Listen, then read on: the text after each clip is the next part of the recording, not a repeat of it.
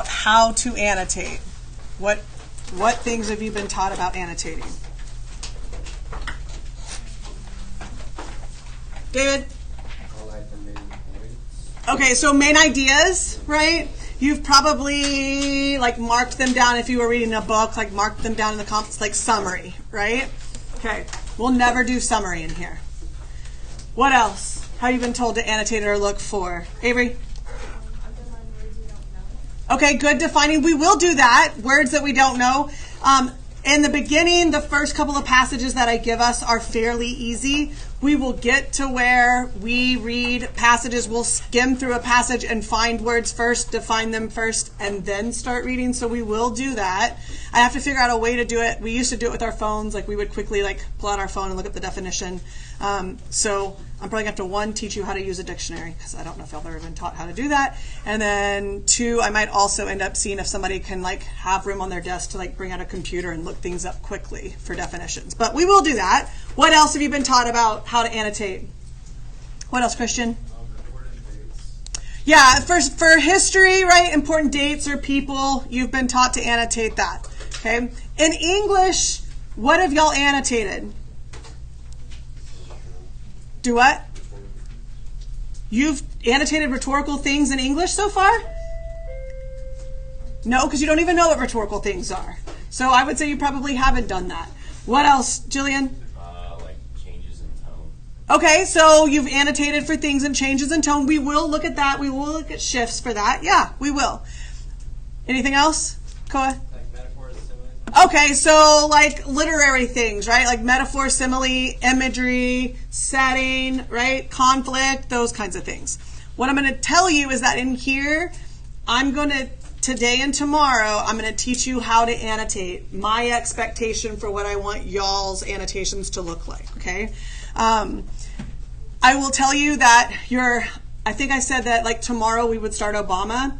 We're not even getting through the the second body paragraph today. So tomorrow we will finish George Bush in class, which means you won't have Obama homework over the weekend. You have the opportunity though to do your notes, whereas Monday, if we have any free time, I still don't know how much time we're going to have with the counselors on Monday. Monday I will give you Obama and we will start Obama. You won't have homework that night for Obama. Okay, but we might start it on Monday. I'll figure out after first period. So just to give you a heads up. So as we're working through here, you don't need any highlighters. We only annotate. What's up? Why do you come in like the popo? Thank you. Allie. Bye, friend. Bye. All right, so you don't need any highlighters. We don't annotate with highlighters at all because it's a waste of time. Because what ends up happening is you have a highlighter and then you have to put it down and then you have to pick up a pen. So all you need is pen or pencil, whatever floats your boat you can use on your annotations. Okay, so we are starting, this is going to be skill number 2 for Bush. And when we do skill 2, we're looking for shifts and claims and identifying claims. All that means skill 2 is that we're reading and annotating. Okay, so I'm going to tell you the steps that we go through when we have a passage.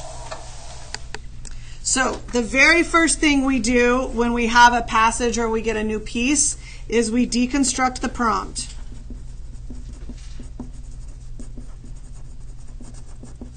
That is, we find all the rhetorical situation things. Let me pull these out. So you should have out on your desk the Bush 9/11 rhetorical situation. Okay, this is deconstructing the prompt. Now, I will show you once we get a little closer how we're going to find all these things and mark all these things on the actual prompt on our document. But for now, this is our deconstructing the prompt. The next thing we do is we number body paragraphs.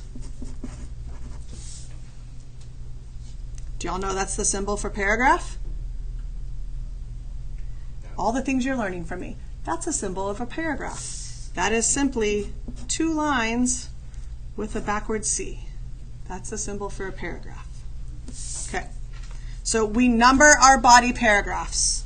And we do anything that starts on a new line, like that is, it could be indented or not indented, but when it starts like a new line, purposefully, we are going to number that as a body paragraph. Then we look for a shift.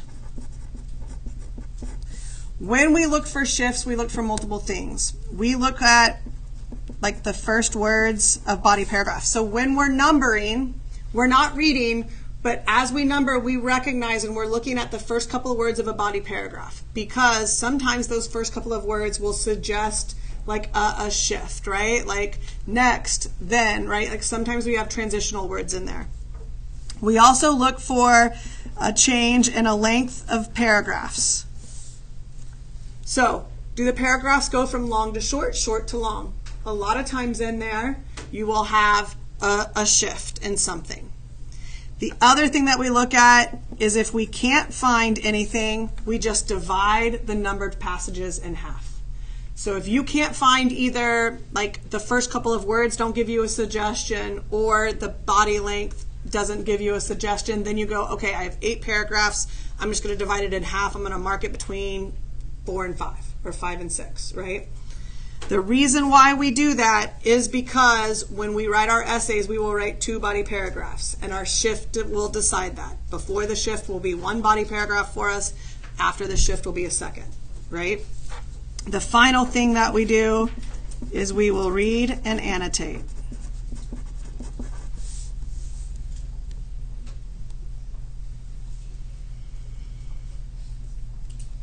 So, we have deconstructed the prompt already, but I'm going to mark up here a couple of things. So, I'm going to take our task, and I'm going to mark our task again, right? What did we say is the purpose here? Reaffirm the country's strength, yep. And then we label that as the understand. Okay, so one of the problems I have with when y'all have annotated in the past is you've really not been given any purpose besides look for specific things, character, conflict, that, right?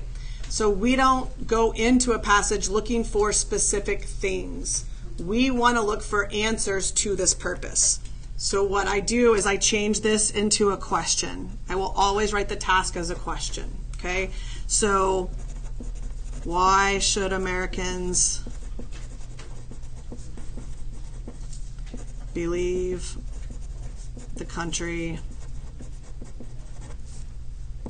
is strong? I'm going to write that task as a question. Now, I'm annotating to find answers. The evidence is not the answer, but the evidence leads me to what the answer will be. Okay? So that gives us a purpose for reading. Now, let's go into looking for shifts. You can see I've already numbered body paragraphs for you because it just gives us enough space to kind of start writing, and you'll see that we have paragraphs 1 through 9, right? With your partner, quickly skim. Like, look at the number, look at the first couple of words. Look at the number, look at the first couple of words. Where would you guess a shift to be? When we speak about shifts, we speak between this and this paragraph. Between 1 and 2, between 4 and 5, wherever you see it. You have 1 minute to talk with your partner. Where would you guess a shift just by looking at the first couple of words? You got 1 minute, go.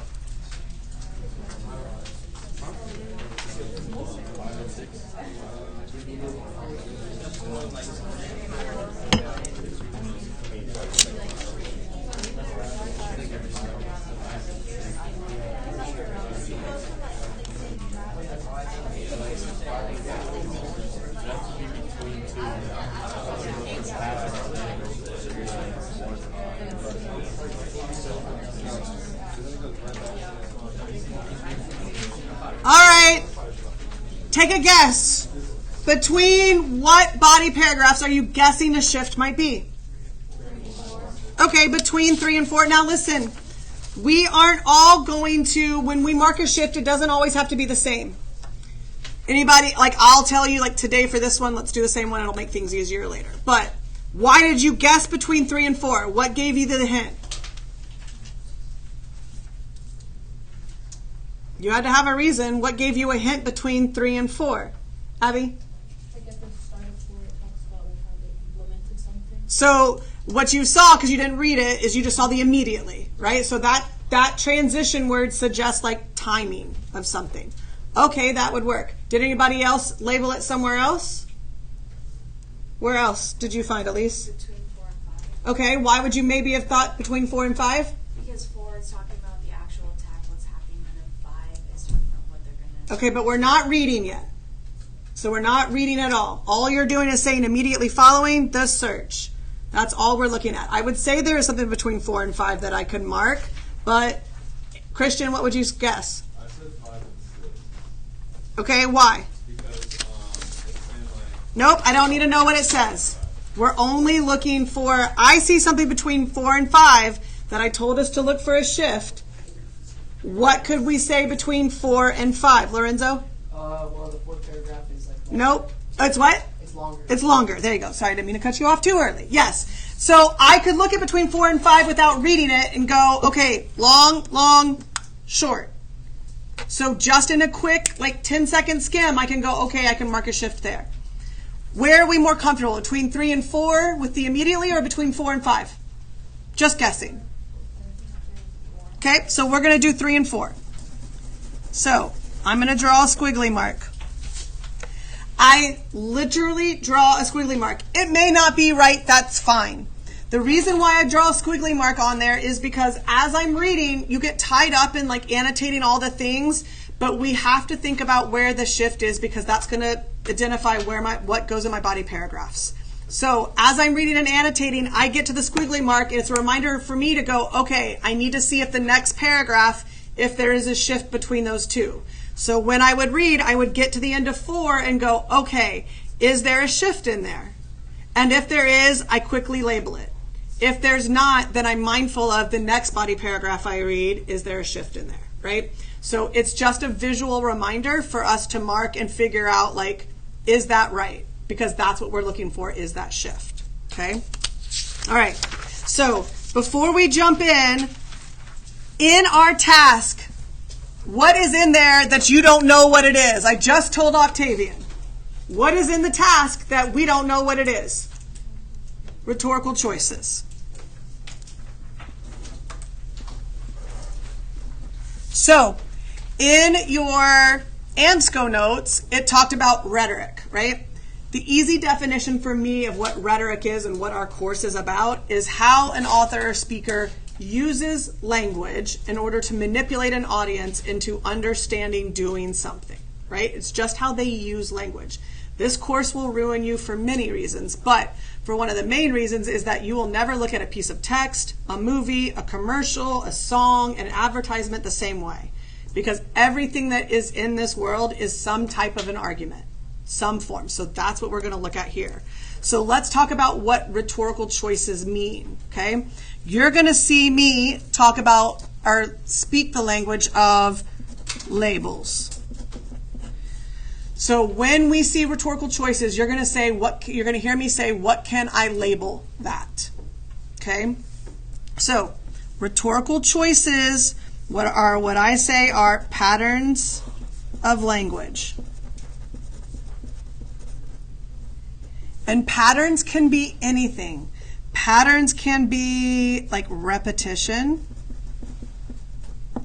And repetition could be of words, of ideas, of structure. So repetition can be anything.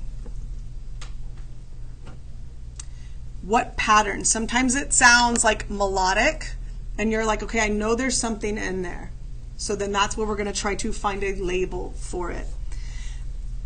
The other thing that it's going to do is you're going to use your types of evidence, yellow page, right? You have facts, you have details, you have descriptions, you have contrast, right?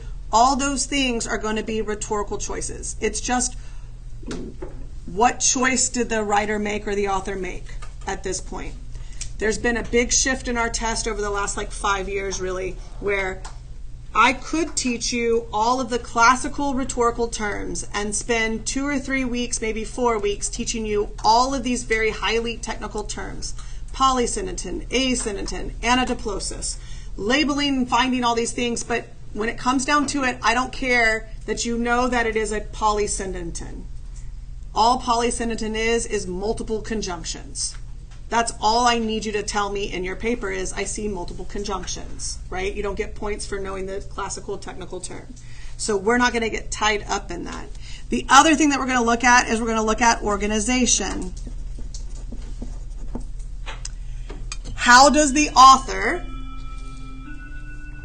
organize their argument? If you can talk about that the author starts with a concession and then goes to refute that evidence, that's organization, right? Why does he talk to this specific audience first and the next? That's organization. The other thing that we're going to look at is we're going to look at punctuation. So we're going to look for colons. We're going to look for semicolons. And we're going to look for dashes. When we look for those things, we're really looking for what comes before it and what comes after it. That's usually pretty important, and I'll show you examples in here. We don't do a lot of technical grammar in here. However, we do talk about conjunctions. Sing your song in your head. Now, what are the conjunctions? What are they? List for me the conjunctions. Oh God, do I have to teach that to you too? It is one. Anybody ever heard of this? Or, and, nor, but. Or, yet, so. Yeah. Fanboys are conjunctions, okay? Good God. I've already taught y'all that there's a presidential election every 4 years. Looks like I'm going to have to teach you a little bit of grammar too. Okay, so we look for conjunctions and fanboys, and I'll show you that when we get there. Okay, those are all like rhetorical choices. I don't expect you to know those.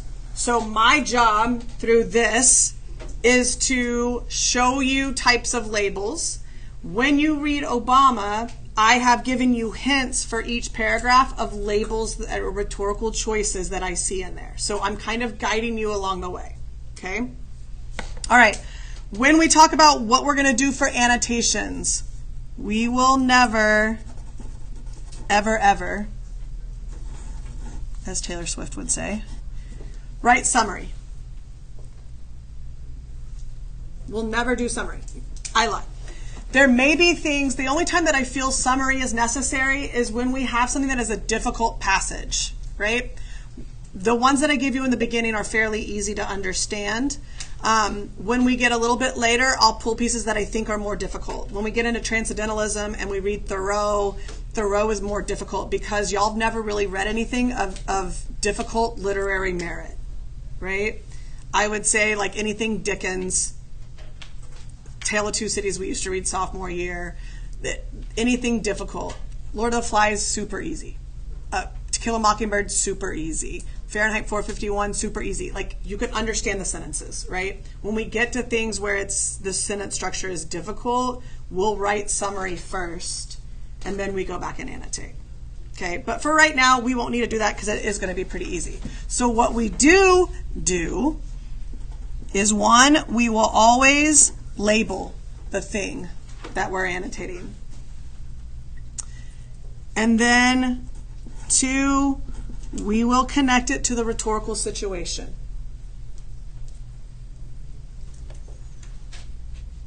Your goal when you annotate is you're not annotating for understanding, you're annotating to plan. So your annotations are going to help you plan your essays. The better you annotate, the better you write an essay. It's very obvious because a lot of y'all, like I said, gave me papers back from Thatcher that were blank, right? So there are very few, maybe 2 or 3 kids in all of my classes that I would say get to a point to where they don't have to annotate and can write very well. If you are a person that's like, I don't need to annotate, you're wrong. You're wrong. So we're going to use our time to annotate to help us plan an essay, right? Because you're only going to have technically really 25 minutes to write a full essay after we deconstruct, read, and annotate. You're going to have 25 minutes. So you're going to have to use your annotations to help you. So I'm going to start. It's going to go slower today. So I'm going to start by reading a paragraph first, and then we'll go back and annotate together. It'll be slow for us in the beginning because I need to show you. After this, you get a little faster because you know what I'm looking for and you know how to mark things, okay? So we're going to start with good evening. Today, our fellow citizens, our way of life, our very freedom came under attack in a series of deliberate and deadly terrorist attacks. The victims were in airplanes or in their offices. Secretaries, businessmen and women, military and federal workers, moms and dads, friends and neighbors. Thousands of lives were suddenly ended by evil, despicable acts of terror. The pictures of airplanes flying into buildings, fires burning, huge structures collapsing, have filled us with disbelief, terrible sadness, and a quiet, unyielding anger. These acts of mass murder were intended to frighten our nation into chaos and retreat, but they have failed. Our country is strong. So, whenever we have a formal speech, a letter, I usually don't mark anything for the first and last thing, right? So this one, good evening. There's nothing to mark. It's a formal greeting, right? You don't go, oh, he's so nice, he's telling everybody hello. No, like that's formal, right? Same thing when we have a letter and it says, dear son. We don't analyze the idea of, look, she loves her son, she's greeting. That's a formal letter, okay? Same thing here. Thank you, good night, God bless America. It's a formal closure, right? So there's nothing to annotate. So I'm skipping into our first body paragraph. So in that first sentence, today, our fellow citizens, our way of life, our very freedom came under attack in a series of deliberate and deadly terrorist attacks. Turn to your partner. What stands out in that one sentence? Turn to your partner. Go.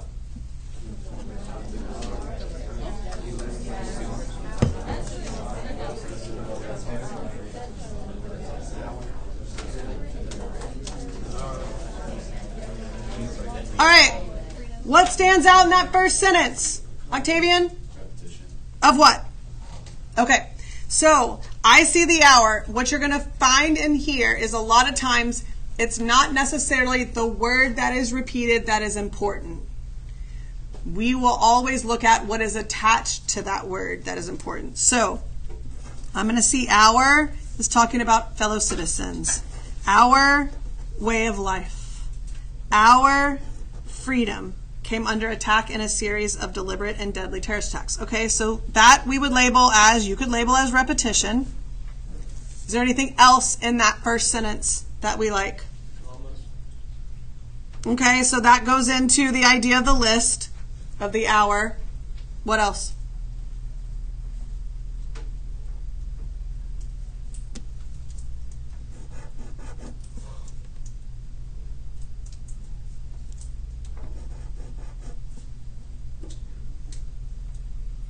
Do I have to underline it again? The and, okay? So we look at the and I'm looking at what is before it and what is after it. Because ands do what? They connect. They bring things together. And is together. But is different. So is different. Yet is different, right? And connects. So we're looking at what comes before and after. Notice that for conjunctions, I put a heart around the conjunction. Why? Because when I step back and I look at the whole paragraph, if I have multiple conjunctions, that is a pattern. So then I can talk about that pattern of conjunctions. Okay? So now I would do conjunctions in there. So those are what I'm labeling it. My next thing that I have to do is I have to connect it to the rhetorical situation. So what, I go back to my rhetorical situation, what on here can I connect those ideas of the repetition and the conjunctions? What does it help inform? Connected to the rhetorical situation. Don't make things up. You're using actual words from our rhetorical situation. Turn to your partner. You got like 1 minute.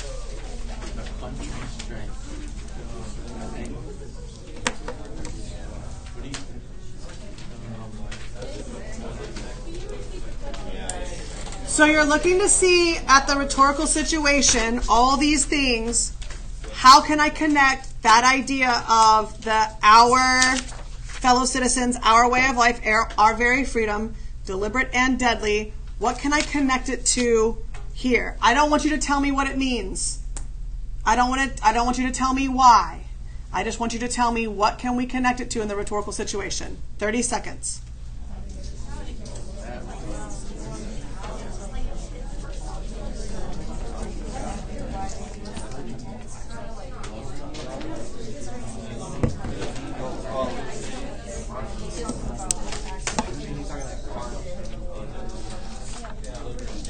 All right.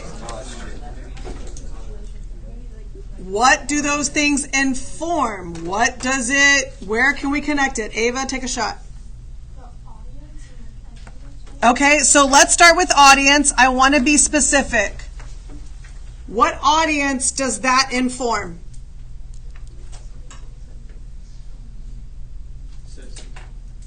That's not one of our lists. Okay, why would it inform the distraught Americans? Yeah, there. Koa, good comeback from yesterday. Yes, it is. So this is distraught Americans. Why? It's the idea of it being deliberate. So this is where the distraught Americans are now looking to, like, this is not America, like America didn't do this, right? Like this was somebody that made a choice to do this to us. So the idea of it being deliberate is good. Okay, what else? Ava, you said exigence as well, right? Okay, why would this be connected to the exigence?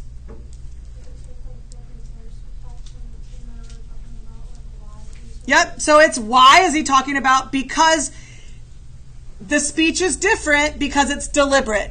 And it's talking about terrorist attacks, right? So that is informing his exigence.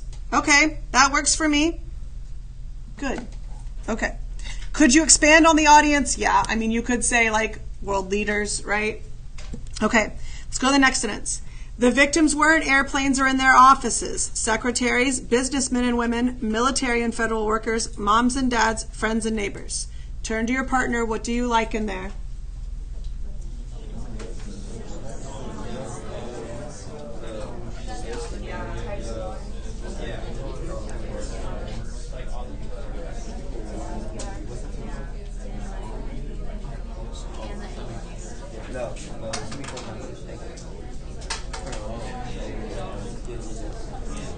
Ooh, what did you just say?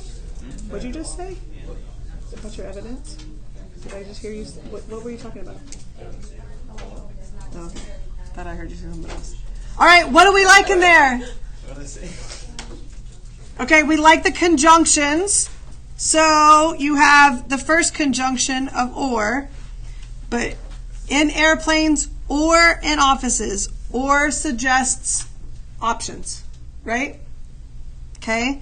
Then we also have secretaries, businessmen, and women, military and federal workers, moms and dads, friends and neighbors.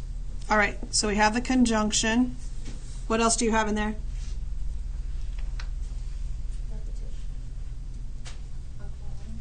The colon works for me, yep. Because usually what follows a colon? A list. I love a list because when you find a list in a piece and you're like, I don't know what to analyze. If you can find a list, it gives you at least 3 or 4 sentences of analysis that you can do. Because you can analyze the list as a whole, you can analyze the individual things within the list, and then you can analyze why that order of that list. So it gives you multiple things to talk about. Okay? Now, turn to your partner. How are we connecting that to the rhetorical situation? Ready, set, go.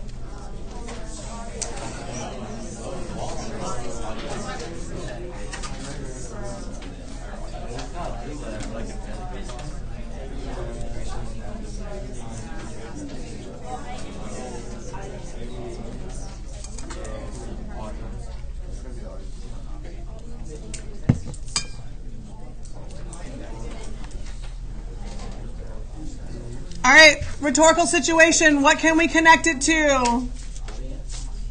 What audience? They need to know that they lost somebody? No. Don't they know that they're in that list? Yeah. They don't need to know that. Don't need an explanation. What else? What other parts of the audience can you suggest? Look at your list. Who else in your audience does that list inform? The families of the people who died. We just literally said that. That's who they are. People who don't Could- really know much. Okay. Everybody in America knows. Even if you live in a hole. Other countries? Is that one of our, okay, allies? Okay. So it can inform our allies. Okay. Katali, did you have another one? No, I think it's I can tell you. Caleb? The people that did the attack, they can see who they affected. Yep, there you go. So the terrorists. Okay. Go beyond audience. What else can that inform? Marissa. Well, he's kind of like, he's addressing everyone as like a friend and a neighbor. So he's kind of making it like very personal. I'm not telling you, I'm not asking y'all to tell me what he's doing. I need y'all to connect me to audience or connect me to the rhetorical situation. Leverage, Okay, what is he leveraging? that we're all connected in some way.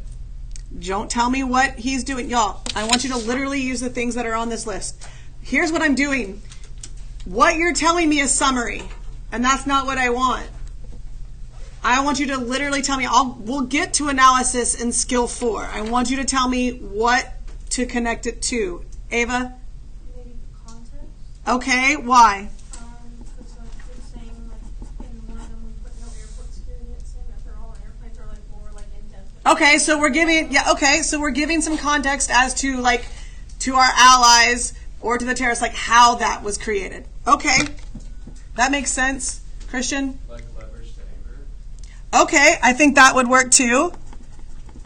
So he's going to leverage our anger towards something, right? For the extent. Okay, that works. Next sentence. I'm going to read 2 here. Thousands of lives were suddenly ended by evil, despicable acts of terror.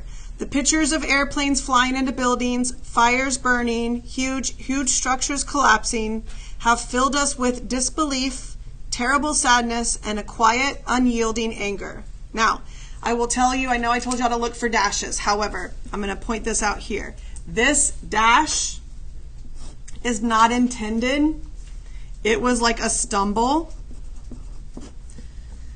Why might he have stumbled there? Yeah, I mean, it like showed his emotion. That is not typical for what we see when we see a dash, right? But knowing like how the speech happened and like knowing what it looks like and what it sounds like, his writer didn't write huge, right? He stumbled when he was doing that. Okay, in those 2 sentences, starting with thousands and ending with anger, turn to your partner. What is something in there that stands out that we would be able to label?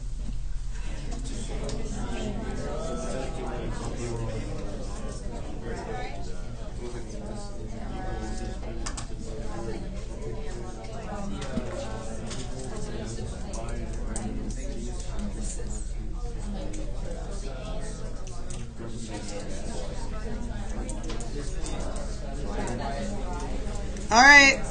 We're working from the beginning of that sentence to the end, so we don't want to just jump. But, like, what is in there that we like?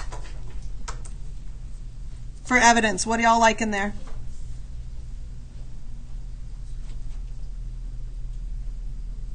Ava? Thousands of lives, like how many people are like, Nah. I mean, listen, like, we won't always label everything, but thousands of lives doesn't really, there's nothing particularly noteworthy of that, right? What else is in there? But nice try. Octavian? The pictures of the airplanes flying. Okay, so airplanes flying into buildings. What else? That's it in there? The conjunction. Well, let's not move past the airplanes flying into buildings. Structures collapsing. Let's not jump to the structures collapsing. Motions. Y'all literally gone from here to here. Burning. Fires burning. Olivia, will you answer that for me? Structures collapsing.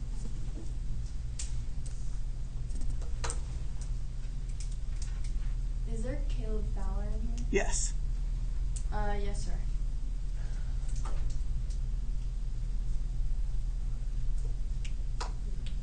Yes, sir. Bye. You're going to see 202. Thank you. Okay. Yes. Thank you. Now you can put secretary on your resume. All right. So airplanes flying into buildings, fires burning, structures collapsing. What would you label that? Description. Y'all would probably in literature call that what? Imagery. Now, I will say that we don't talk much about imagery, but let me show you what creates the imagery. It is those words that I circled. What are those? Yep. Yeah, they're action verbs. So imagery is created through the action verbs.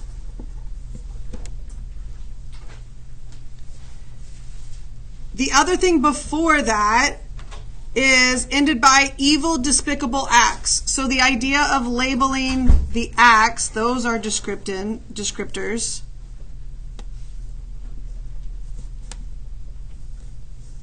So imagery is also created by descriptors, right?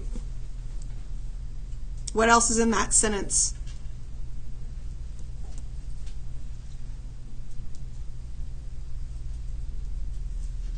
Sadness and anger. Yep, the whole thing. Disbelief, terrible sadness, and another conjunction, quiet, unyielding anger. Quiet describes what?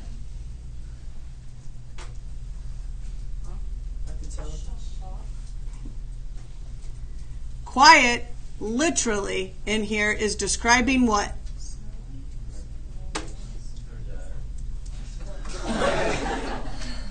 Literally, meaning the words. Quiet is describing what? The anger. Literally describing. I don't need the what. I need the word.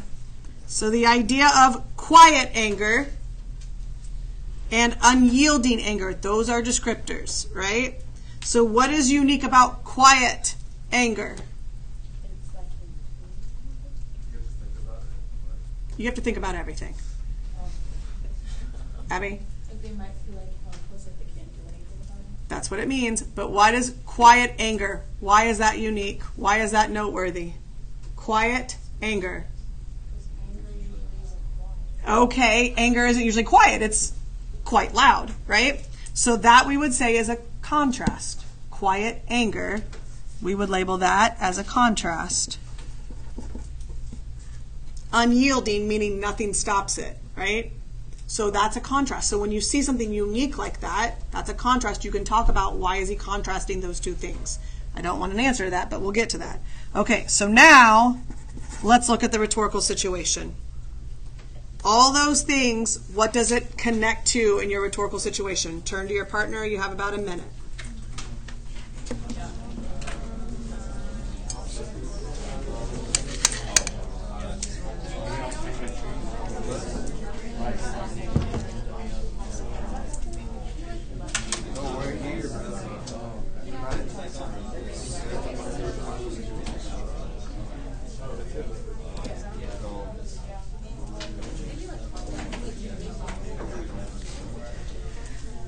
All right, let's try.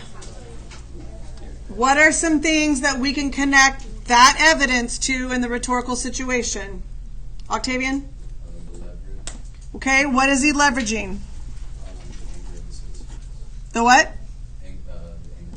Okay, yeah, so he's going to, again, leverage the anger. Okay. Anderson, what else did you have? That's what I was gonna say. Mind reader over there. What else? Marissa? Stumble, that could be an obstacle. Yep. Has to balance his compassion. Yep.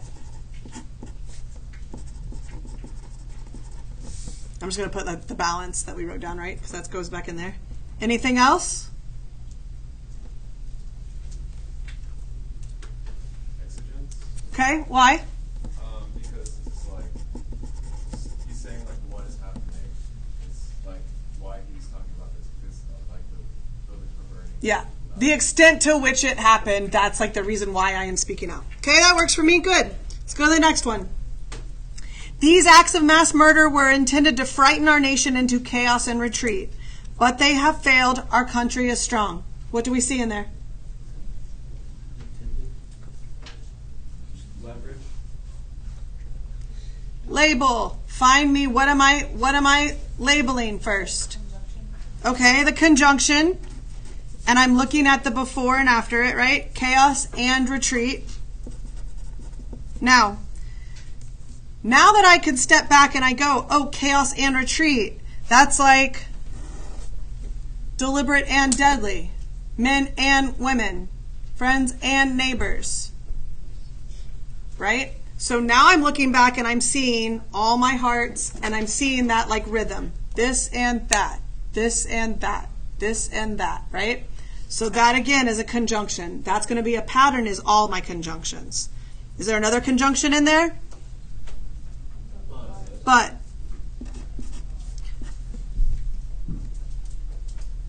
What does a but suggest? Don't be ninth grade boy and giggle. What? Shocker. What does a but, what's the difference between and but?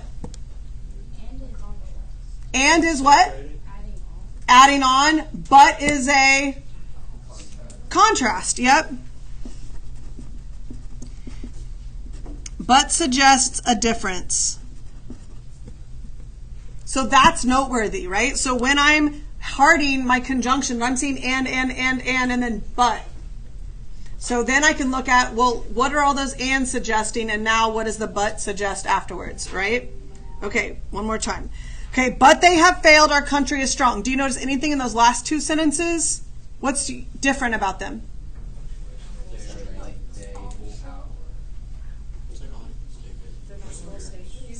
They're not what? I mean, they are. They're not long, yeah. So these are like short sentences. And we don't label this often, but there is a difference. When we look at rhetorical situation, now we can look at, I'm going to label these for you. We can look at purpose, right? How is he trying to reaffirm our strength? Well, I mean, he's telling us right then, like, we are strong, right? He's also speaking to the audience. He could be speaking to the terrorists, right? Okay. I want you just to take a second.